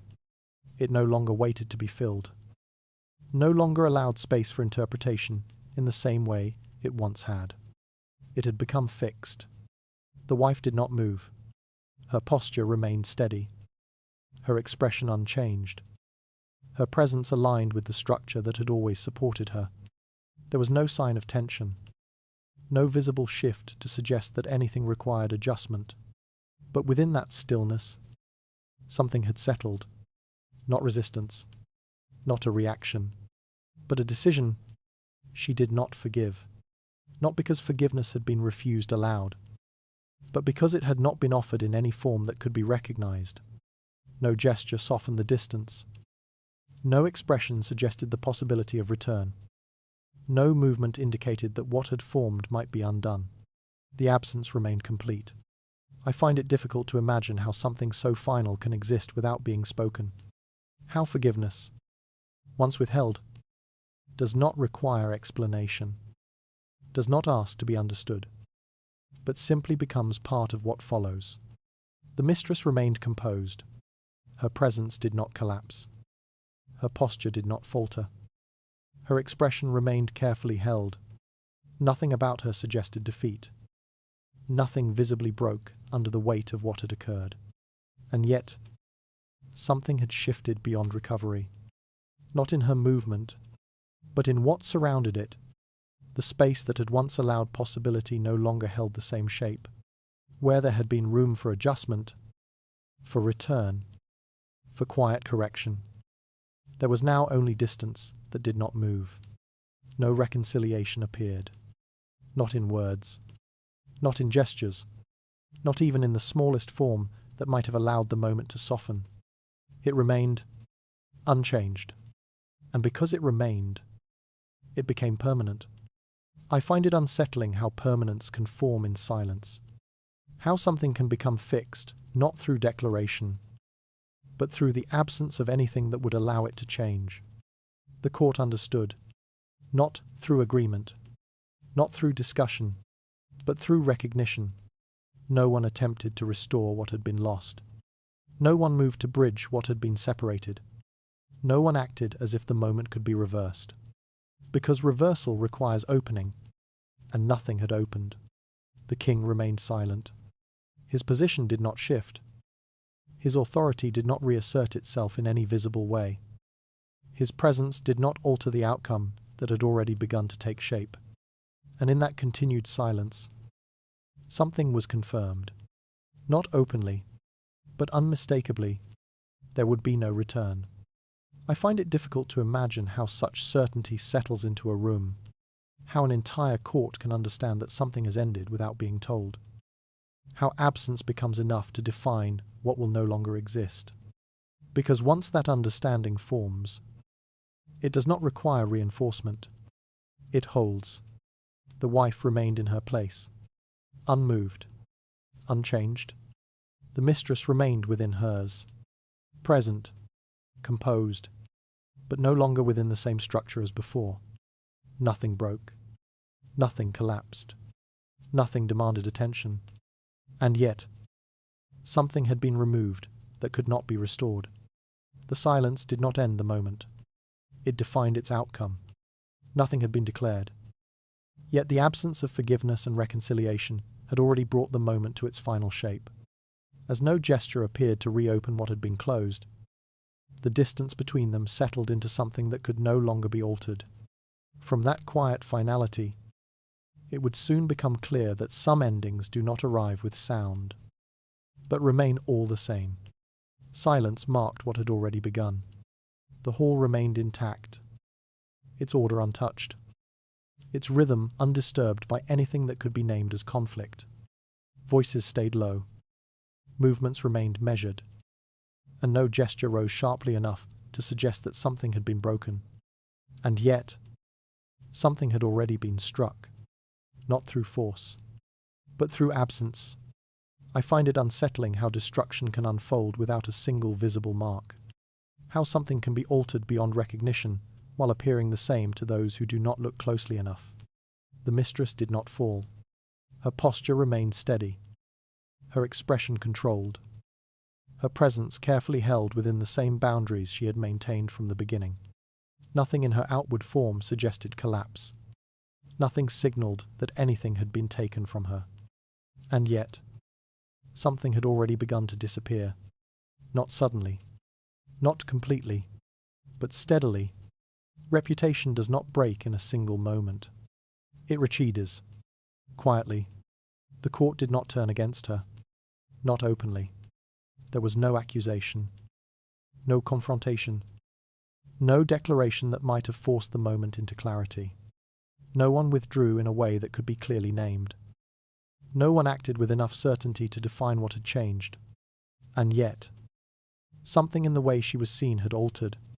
A glance that once lingered now passed more quickly.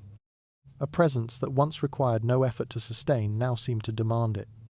A space that once included her now adjusted, almost imperceptibly, to allow distance. I find it difficult to imagine how such changes take hold. There is no signal, no moment that marks the beginning. Only repetition. Small decisions made again and again, until they begin to resemble intention. And once they resemble intention, they begin to shape reality. The wife did not act. She did not need to. Her stillness remained unchanged. Her composure intact. Her position supported by structures that did not require reinforcement. She did not move to confirm what had been lost. Did not claim advantage. Did not alter her presence in response to what had occurred. But what remained around her became more defined, not through effort, but through contrast. The absence surrounding the mistress sharpened the certainty surrounding the wife. I find it unsettling how contrast alone can alter perception. How one presence does not need to rise for another to diminish. How balance shifts, not through action, but through the quiet redefinition of what is seen. The king remained silent. His stillness continued without interruption, allowing the moment to settle into something that required no correction. Without his voice, there was no return to what had existed before. No attempt to restore balance. No effort to contain what had already begun to move. Only continuation.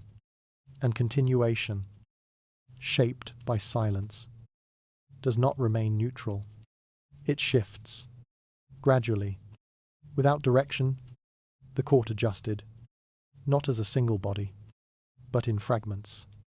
A noble redirected his attention, subtly, without acknowledgement. A woman who once stood closer now maintained a measured distance. A servant, passing by, no longer paused in quiet recognition. These were not acts of rejection. They were acts of quiet withdrawal. And withdrawal, repeated, becomes absence. I find it difficult to imagine how absence forms without being noticed. How something that is no longer given begins to define what remains. How presence fades, not because it is taken, but because it is no longer sustained. The mistress still stood. Nothing had forced her to leave. Nothing had removed her from the place she occupied. And yet, the ground beneath that presence had shifted. Not enough to be seen, but enough to be felt. Because what had been taken from her was not a position. It was perception. And perception, once altered, does not require confirmation to continue changing. Nothing had been spilled. Nothing had been raised. Nothing had been declared. And yet, something had ended. Not violently, but completely. I find it unsettling how final such moments can be. How something can disappear without spectacle, without recognition, without anything that marks its passing, and still leave behind a result that cannot be undone. Because what is lost in silence does not return through sound. It remains absent. The hall continued. The structure held. Everything appeared unchanged. And yet, beneath that appearance, something had already been removed. Nothing had been raised. Yet something had already been struck in a way that left no visible wound. As perception shifted quietly, and no one moved to restore what had been altered, the absence began to settle into something that could not be reversed. In that silent undoing, it would soon become clear how easily a reputation could be ended without a single sound. The moment no longer belonged to those within it. It had moved beyond them. What had begun as distance, as silence, as the absence of small gestures that might have eased what formed between two people, now existed within something larger. The hall had not changed in structure. The order had not broken. The rhythm had not collapsed. And yet, nothing that followed could remain private. I find it unsettling how quickly a moment loses its boundaries, how something that seemed contained, quiet, controlled, almost invisible, can expand until it becomes part of something no longer owned by those who created it. The meeting was no longer an exchange between two women. It had become an event, not formally declared, not openly acknowledged, but understood. The presence of others had altered it. Every movement now carried meaning beyond itself. The wife did not adjust her posture. She did not need to. Her stillness, once simply a form of composure, now existed within a field of observation that extended beyond immediate attention. What she did, or did not do, was no longer limited to the moment. It would be remembered, repeated, interpreted. The mistress remained composed, her position unchanged, her expression controlled, her presence carefully maintained. But now, every detail of that presence existed within something far less stable, because nothing she did could remain small. A glance, however brief, would be seen. A pause, however slight, would be noticed. Even the absence of change would be interpreted. I find it difficult to imagine existing under such conditions, to know that nothing remains contained, that even stillness becomes visible once it enters the awareness of others. Because awareness does not remain neutral. It defines. The court did not intervene.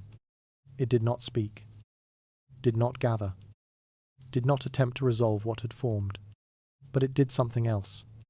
It witnessed, and witnessing, even in silence, transforms what is seen. A moment observed becomes a moment shared. A gesture withheld becomes a signal. A silence maintained becomes a position. Around the hall, this transformation took shape. A noble shifted his stance slightly, not toward either woman, but in response to what he believed had already been decided. A conversation, carried in low tones, adjusted its meaning without altering its words. A servant, moving carefully through the space, no longer treated the moment as something passing, but as something already fixed.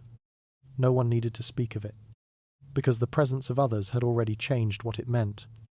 I find it unsettling how quickly interpretation replaces intention, how something that begins without declaration becomes defined by those who observe it, how meaning forms not from what is said, but from what is seen and remembered. The silence between them no longer belonged to them. It had been taken, not forcibly, but completely. It now existed within the perception of the court, and perception does not return what it takes. The king remained silent, but his silence now carried more than absence.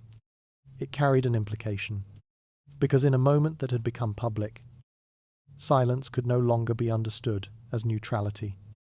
It became a position, not declared, not explained, but understood through what it allowed to continue. I find it difficult to imagine how power changes in such moments. How authority, once defined by command, becomes defined by what it permits. How absence becomes as significant as action when everything is being watched. The wife stood with certainty. The mistress stood within fragility. But now, both stood within something else. Exposure, not through revelation, but through observation. Nothing had been hidden. And because nothing had been hidden, everything had been seen. The moment could not be taken back. It could not be reshaped, redefined, or contained again. It had already moved too far. What remained was not the event itself, but its interpretation, and interpretation, once shared, does not remain still. It travels, quietly, persistently, until it becomes part of something larger than the moment that created it. The hall continued. The structure held. Everything appeared unchanged. And yet, nothing that followed would exist outside what had already been seen. The moment no longer remained private, as every movement and silence had already been drawn into the awareness of those who watched. As observation replaced isolation and meaning began to form beyond intention. Even the smallest action took on weight that could not be contained. Within that exposure, it would soon become clear that once something is seen, it can no longer belong only to those who created it. Victory did not announce itself. No moment marked it clearly. No gesture that confirmed it. No word that defined who had prevailed and who had begun to lose. The hall remained unchanged. The structure intact. The silence unbroken in the way it had been held from the beginning. And yet, something had already settled. Not visibly, but undeniably. I find it unsettling how outcomes can take shape without ever being declared. How a result can exist long before it is recognized. How a shift becomes final without requiring confirmation. The wife remained as she had been. Still, composed, unmoved by everything that had passed around her. Her posture did not tighten. Her expression did not change. Her presence did not adjust to claim what had been gained. There was no sign of triumph. No movement that suggested awareness of advantage. No gesture that acknowledged what had already begun to align in her favor. She did not need to, because what had formed did not require her to act. It required her to remain. I find it difficult to imagine how restraint can carry such force. To do nothing, to change nothing, and yet to allow everything around that stillness to begin shifting in response. Her composure held, not as an effort, but as continuity and continuity. In that place became certainty. The mistress remained as well, her posture controlled, her expression maintained, her presence carefully preserved within the boundaries she had held throughout. Nothing about her suggested collapse. Nothing openly revealed that anything had been lost. And yet, something had already begun to show. Not through action, but through strain. I find it unsettling how effort reveals itself even when it is concealed. How the need to maintain something begins to appear in the smallest details. A pause held slightly too long. A breath measured more carefully than before. A stillness that requires attention rather than existing naturally. Her composure did not break. But it had to be held. And what must be held can be seen. The court did not decide. It did not declare. Did not confirm. Did not name what had taken place. But it understood. Not through agreement. Not through discussion. But through recognition. A noble's attention lingered just slightly longer in one direction than another. A conversation shifted its tone without altering its words. A presence that once felt balanced now felt uneven, though no one could have explained why. These were not judgments. They were responses. And responses, repeated, become alignment. I find it difficult to imagine how such alignment forms, how people begin to move. Not because they are told to, but because something has already been understood. Something that does not require explanation. The wife did not gain something new. She retained what she already held. And in retaining it without disruption, without visible effort, without the need to reinforce it, her position became more defined, not louder, but clearer. The mistress did not lose everything, not immediately, not visibly, but what she held began to require more effort to maintain. And effort, once seen, changes how something is valued. I find it unsettling how easily the balance shifts without movement, how nothing needs to be taken for something to begin to diminish, how one presence remains constant while another begins to require support, because support, once questioned, begins to withdraw. The king remained silent. His stillness did not confirm the outcome, did not declare it, did not shape it directly, but it allowed it, and allowing, in that moment, was enough. The hall did not change. The structure remained. Everything appeared as it had before. And yet, Something had already been decided. Not through action, not through words, but through what remained unchanged. The wife stood with certainty. The mistress stood within effort. And in that difference, something became clear. I find it difficult to imagine how such clarity forms without being spoken. How a room full of people can understand who has prevailed without needing to say it. How silence itself becomes the confirmation no one is willing to give aloud. Because once it is understood, it does not need to be repeated. It remains. No declaration was made. Yet, what had been held without effort began to stand apart from what now required careful control. As composure remained natural in one and strained in the other, the balance of perception shifted without needing to be confirmed. Through that quiet distinction, it would soon become clear that the one who does not need to prove anything is often the one who has already prevailed.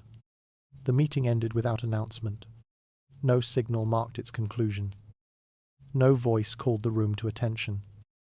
No gesture declared that what had taken place had now passed into memory. The hall continued as it always had. Measured, composed, quietly structured, untouched by anything that could be formally named as conflict. And yet, nothing within it remained the same. I find it unsettling how endings can arrive without recognition. How something can conclude not through closure, but through quiet acceptance that what has changed will not return to what it was before. No one had been accused. No one had been named. No confrontation had risen high enough to leave a trace. And still, something had been decided. Not through action, but through absence.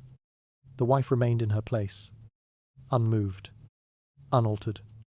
Her presence did not expand, did not claim what had shifted in her favor, did not seek to define what had already begun to take shape.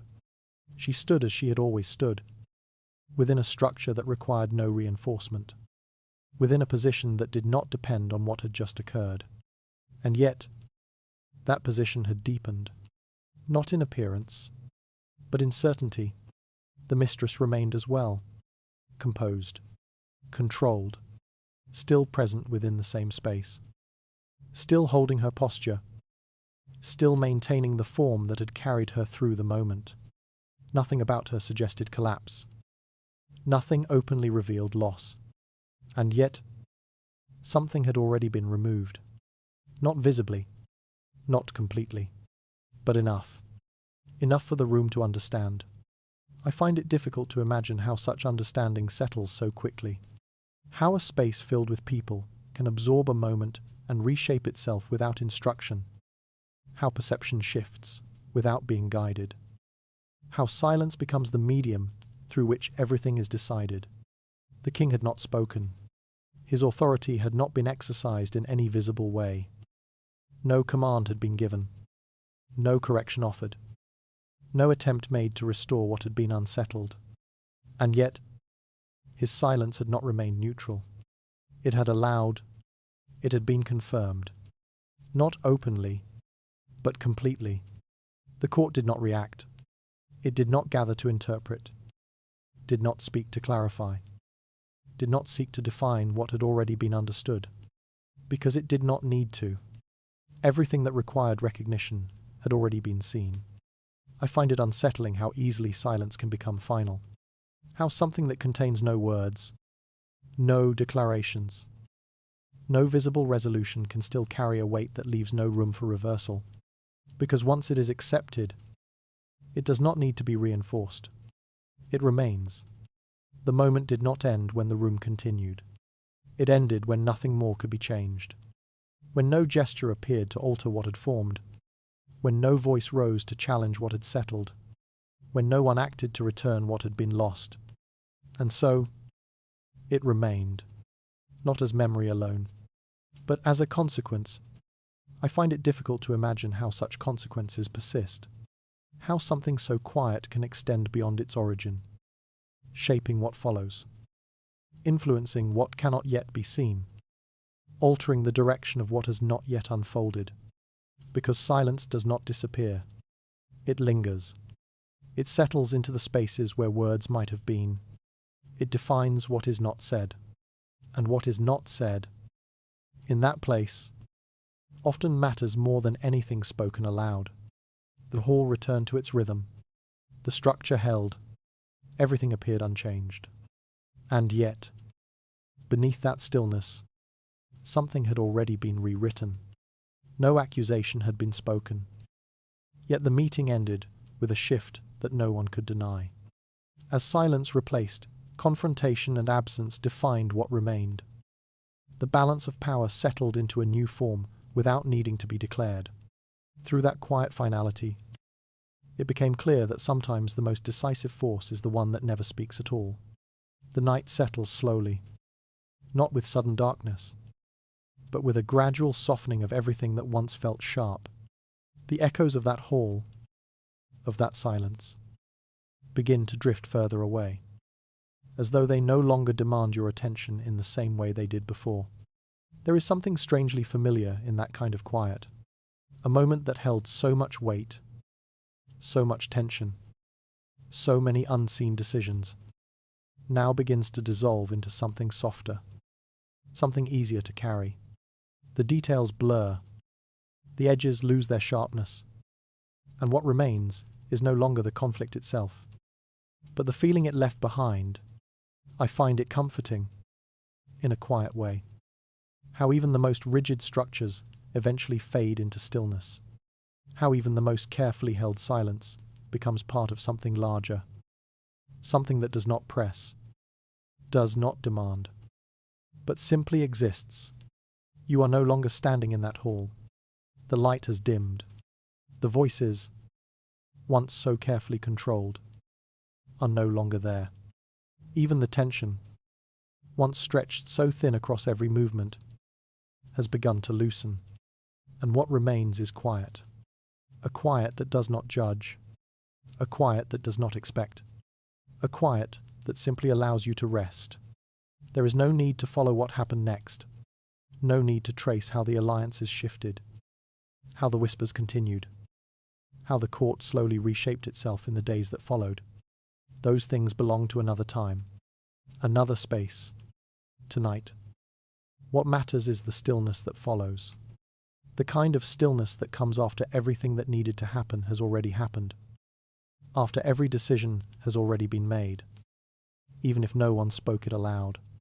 I find it calming to think that not everything needs to be resolved in the way we expect, that some moments do not end with clarity, but with acceptance, that sometimes what remains unsaid is enough.